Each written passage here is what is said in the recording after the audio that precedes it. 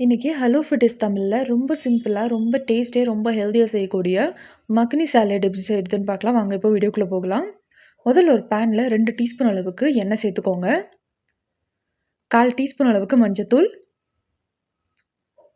1/2 teaspoon அளவுக்கு தனியாத்தூள், 1/4 teaspoon அளவுக்கு காஞ்ச மிளகாத்தூள், 2 பிஞ்ச் அளவுக்கு உப்பு. இப்போ இது எல்லாத்தையும் ஒரு தடவை நல்லா கலந்து விடுங்க.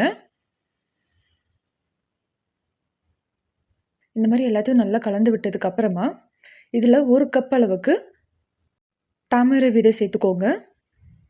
சேர்த்துட்டு இப்போ இதை நல்லா லோ ஃப்ளேம்லேயே ஃப்ரை பண்ணிக்கலாம்.